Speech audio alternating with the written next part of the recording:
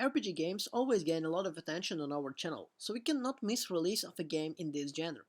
Today's guest is really worth your time, so sit comfortably, check if you're subbed to our channel, and let's dive deep into the world of Eiyden Chronicles Rising. Well, and before we actually get really into it, I would like to say a little bit thing. I realized it after I recorded the whole review. The game is actually like a preview to the game that is going to come out soon. So don't really expect that much. It is just fun game. But let's get into it. Eiyden Chronicle Rising acts like a something of a prologue to the crowdfunded Eiyden Chronicle 100 Heroes, which is aiming for a 2023 release on PS4 and PS5. It is a side-scrolling action RPG with an emphasis on a character swinging combat, but it also debates the Metroidvania SQ exploration and even town building. An interesting mix at glance, but it takes hours of Rising system to really click, and the game's not that long to begin with. Rising takes place in a rundown and remote village of Nunua, where players take role of 15-year-old CJ.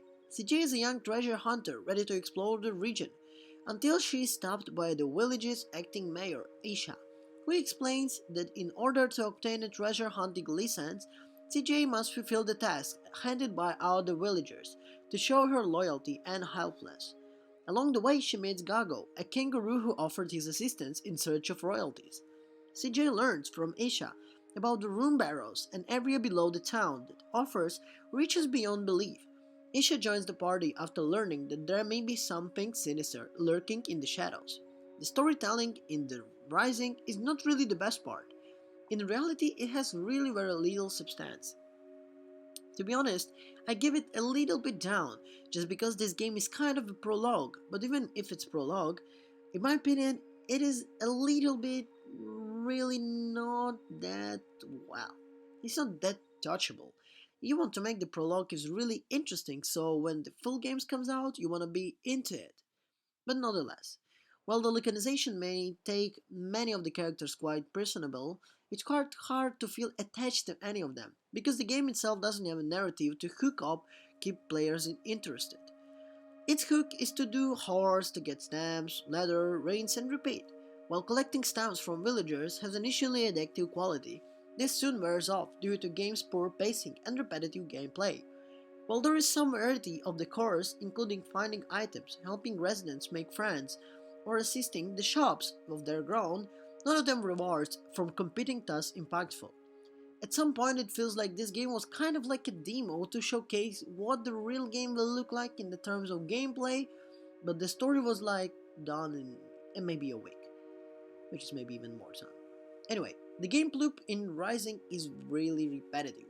In way that it makes game kind of way too repetitive, to be honest. Players will completely forget what they're doing and why are they doing it.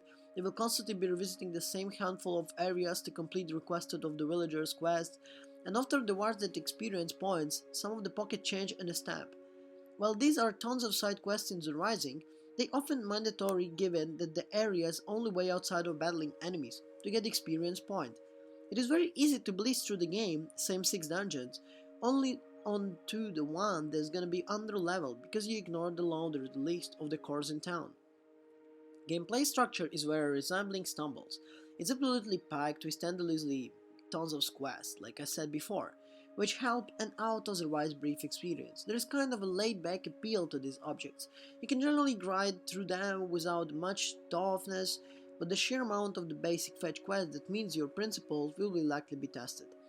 The problem is that side quests offer important rewards, like character upgrades, let's say.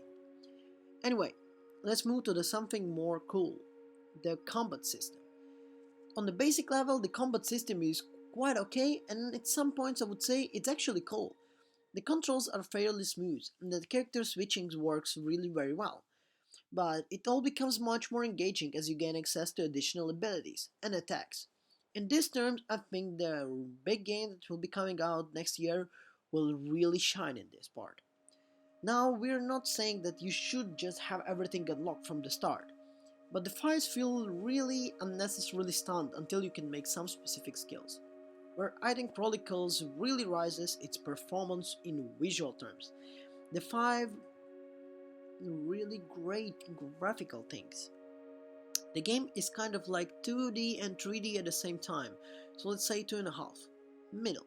To the simple look really gorgeous. Everything visually has a cool retro feel, from the land drawing characters, artworks, background which is such colorful powerless. Also, the effects are looking really stunning. I really love how the game looks. If it was a cartoon, I would be in love with it. All the areas look this in their design, and it helps more the world to feel inviting. It is a shame that such a beautiful game and characters world feels so hollow and so empty. Alongside rising stunning visuals, the game soundtrack is really enjoying also. There is a cousinize a lot of in the tracks through the game and they pair well with what is occasionally on screen at the moment. A lot of the music is very uplifting. There is a sense of wanderlust that lifts the remoteness of New Niwa and its surrounding areas. It's pleasant to listen as accompaniments to the journey. I wanted to allow Eiyden Chronicles Rising and Through 100 Heroes is a different title entirely. I'll be lying if I'd say Rising, and this is it.